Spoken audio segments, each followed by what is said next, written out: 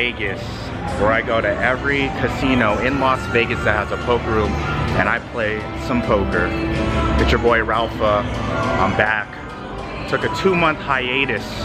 The last All in Vegas episode I did was May, so it's been 2 months. I did a whole thing on the World Series of Poker. If you guys haven't checked my update video, that's posted in the Vegas Summer Poker Vlog playlist. Check that video to see how I did during the World Series of Poker, how my cash games went, and I actually do have an interview with LO8GRINDER that I did last weekend, and you guys can check it out in that video below. Every year after the World Series of Poker is over, I go ahead and I train up for the Evo Fighting Game Championship that took place here at the Mandalay Bay. So I was here all weekend, last weekend, competing against people around the world in fighting games. Me in particular, I played Samurai Showdown and Street Fighter V. If you guys want to see my Evo experience, that link is in the description as well. Other than that, I am here to play some fucking poker. Gonna jump back in. We're gonna play some 1-2. They have 3 tables of 1-2 going. Mandalay Bay is an M Life casino, so make sure you bring this nice blue M Life card. Don't forget, if you guys do end up parking in the garage, be prepared to spend $12 to $15 depending on how long you stay. And a small tip, if you guys park at the Mandalay Bay shops, you can actually valet there, and I think it's only like $5 to do the valet. So they don't jack up their prices, and I don't know if I'm allowed to or not, but if you do take the valet by the Mandalay Bay shops, when you go down the escalator where they valet your car, the poker room is right there to your right. It's great to take a poker hiatus because I felt just the past couple of months, especially during the World Series of Poker, I was playing a lot of poker to where it started getting less fun and more serious. So every year when I'm training up for Evo, it's really good to take that 1-month hiatus, focus on playing some like video games, relaxing, chilling, being with my friends. And that usually recharges me to jump back on and do these poker session grinds. So poker room's right here. Let's go get a seat and see how I do in this session. Let's get it.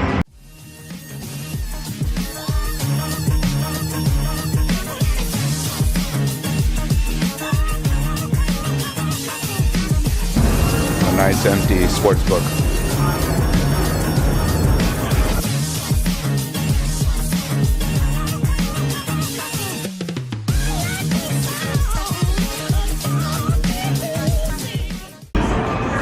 Whoa, a little dark. All right, there we go. So I'm waiting for a seat. I'm about 5th in line. But yeah, I haven't really played here in a while. The last time I played was probably earlier this year.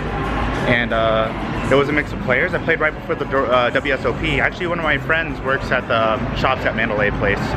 So another thing that's convenient is that the tram goes back and forth between the Mandalay Bay and Excalibur. So you can actually tram from here to the Luxor to the Excalibur. Luxor unfortunately doesn't have a poker room anymore, but the Excalibur does. And the Excalibur was really fun to play at. So if the games aren't really good at the poker room here, jump onto the tram, go down to the Excalibur. There's always good games there. Other than that, walk across 2 bridges and the MGM's there. One of the beauties about being local here, where everything is so condensed on the strip, is that if there's not one good poker game at the casino that you're at, you can always walk across the street and find a better one. This is the place I'm talking about. The shop's at Mandalay Place. If you go up there, there's a way down to a valet area, and you'll be able to valet your car for $5. If you turn to the left, there's a big chill. Here's the Michael Jackson thing. And if you go right past this ticket office, the poker room is right there where it says Race and Sportsbook.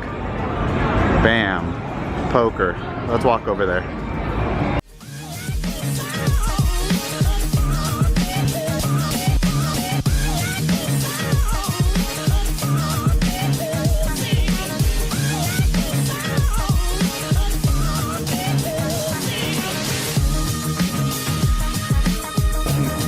Still, man. That's 2 to call. 2 low.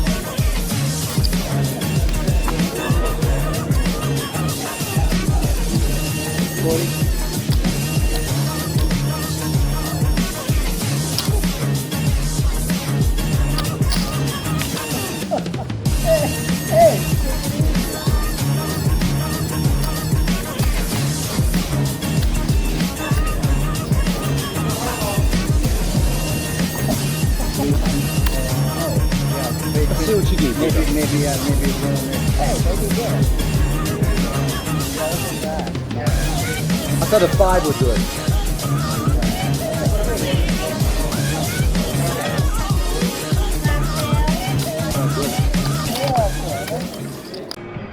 Alright guys, it is a wrap.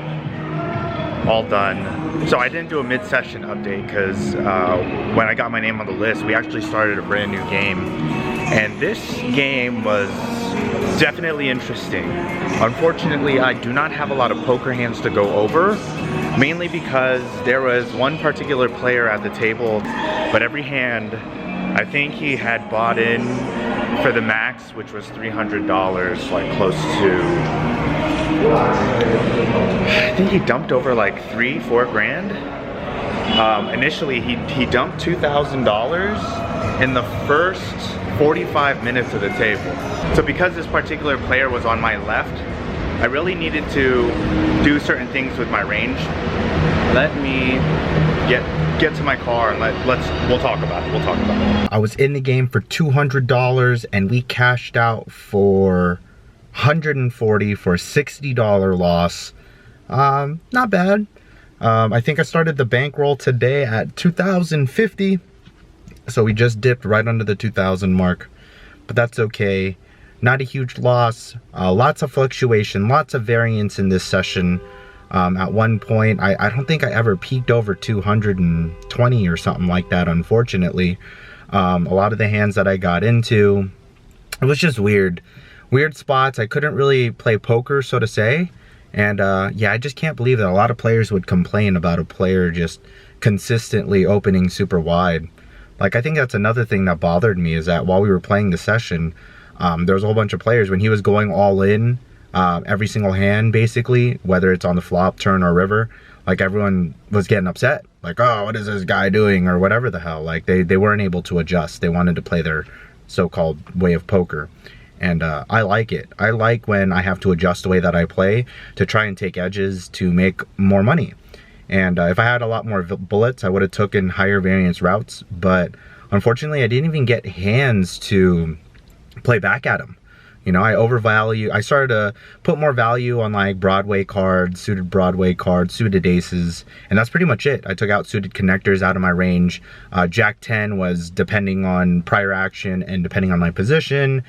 And then hands like Queen Jack, King Jack, all that stuff, I actually put a little bit more value towards those hands against that particular player.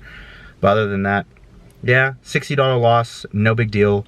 We're going to try again pretty soon, and we'll get them next time. Not a lot of poker hands that I was involved in, mainly because this particular player was opening huge. He was opening to like $25 to $45 pre-flop consistently. I was in seat 1, and there was this guy at seat 7. And he literally bought in with 200 bucks. He woke up, he was able to get into a multi-way all-in. Next thing you know, 45 minutes later, he kept waking up with cards, and he kept getting it all in with the guy who was buying in for max, and he was able to cash out a 2,700 stack. I have a picture, actually, when he went to get up, I have a picture of his mountain of chips from the table footage. So if you have a guy that's really raising you wide pre-flop at that amount at a 1-2 game, what do you guys choose to do? Do you start to tighten up your range a little bit, incorporate some limps with some strong hands knowing that he's gonna raise? Do you try and be aggressive and try to drive action? I sort of came to the conclusion after playing with him a little bit, is that if you were to open pre-flop, like let's say he's in a late position and you were to open up action, he sort of lets you dictate the amount. Whereas he likes to punish limps, and every time that he saw people limping in, he would raise a huge amount. So I started incorporating certain limp games, especially with my pocket pairs. The times that I did end up doubling up through him, I actually doubled up twice through him. I had aces the first time and I flopped the set, and then in another hand I get it all in eights versus whatever he had. So he opened, once again I'm short stacked, I only had like 90 something dollars, or he raised to $27 or $30 pre-flop. I put it all in, he calls, and the board ran out with an 8 on the flop, so I was able to flop a set. Unfortunately, I only brought 1 bullet, and the reason why I did that was I wasn't really planning on playing such a long time. I really wanted to just get this vlog in, play a little bit of poker, have some fun, but I really had to change gears because of this player. Not a lot of poker this time. I was able to meet one of you guys who watch my videos. Nice to meet you. There is one thing that I do want to talk about before I end this video, and it's something that really bothers me, and there's not a lot of things that bother or tilt me when it comes to playing poker, but I do have like a top 3, and this is probably closest to the top of my list. We're gonna call this player the ultra rich man, because I don't want to call him a fish because he obviously knew what he was doing. But the guy who kept consistently buying in for 300 bucks, on his direct left there was one player who just had the need to chuckle or laugh every time he raised to such a huge amount. And you can tell that when during our session, throughout the session, he was trying to make small talk with the guy, but it was just really awkward. And you can notice, you can sort of tell when a guy doesn't really want to talk, but he was pressing the situation. He was trying to make conversation. He was trying to make a whole bunch of comments, and every single time he raised, he was laughing, and it wasn't laughing like a joking way, it was laughing that induced action. My number one thing is don't tap the glass. Like, you can tell that he was sort of needling him, and the guy obviously was getting upset. There was a point in the middle of the session, unfortunately right when I cut off the table footage, when the ultra rich guy started getting really upset because he lost a huge hand. He lost like a $800 pot against another player, but the action prior to that was pre-flop he raised to like $30, and the guy had to chuckle. So at the end of it, he's like, why are you chuckling? Like, stop laughing, what's so funny? And I understand where the rich guy is coming from, is because, you know, it induces action. So obviously the other guy is completely oblivious or clueless, but he's pressing the situation.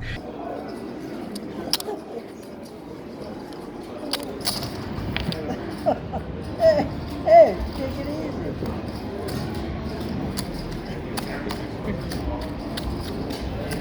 Even after that, he got so tilted, the ultra rich guy had to get up and walk it off. And then the other guy's like, oh, I don't know what the fuck that what the fuck I did. Like, why is he so upset? I'm like, you can't needle him. You're never gonna get an opportunity to play with a player like this all the time. So when there's a player that comes to the table and he's gonna be going buy-in after buy-in after buy-in, driving action and playing huge pots at such a low stakes, you want that player to have a positive experience. You don't want to tilt that player, you know? Like, why are you going to upset the player that's giving the table money? I don't understand when players do it, and I don't understand when dealers do it. Mandalay Bay knew, the dealers knew what was going on, and even though like he was getting away with some cursing at the table and doing certain things, the dealers knew that he was driving the action and he was giving away money. So the dealers absolutely did a great job keeping him in. The floor manager gave him a warning, but wasn't so harsh when he gave the warning. He was like, I understand, I just want you to lower the F-bombs, the cursing, and he let him carry on. The cocktail waitress is there, super attentive. Luckily they kept going back to him. So if I had to review Mandalay Bay is a great room. Though they don't have a lot of games that spread, and in this particular session it was a little bit different. They made that player's experience really well. I personally would like to thank them for making it easy, because so many other casinos that I've gone to where a player is like that, dealers, for some reason, I've had this happen recently at the Caesar's Palace, where the dealer berated a brand new player, like, and that drove the action away. And if there's a brand new player at the table that doesn't know how to play poker, the dealer should help them. The dealer should show them how to play, show them how to bet, and Mandalay Bay did just that. We had so many newcomers that came to the table, and the dealer's like, oh yeah, please pass your bets over the line. If you want to check, do this. Don't worry, we're gonna give you change. They explained themselves to the point where a brand new player can go, sit down, and feel comfortable. So that's fucking awesome. And yeah, I am back. I'm gonna be trying to do at least a video, an all-in Vegas video a month, and probably sprinkle in a couple other vlogs in between. Thank you so much for the support. Let's get over 1,000 subscribers.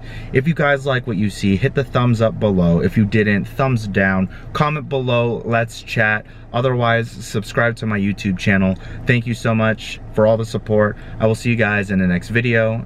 It's 4 o'clock in the morning. I can't believe it's this early. Peace.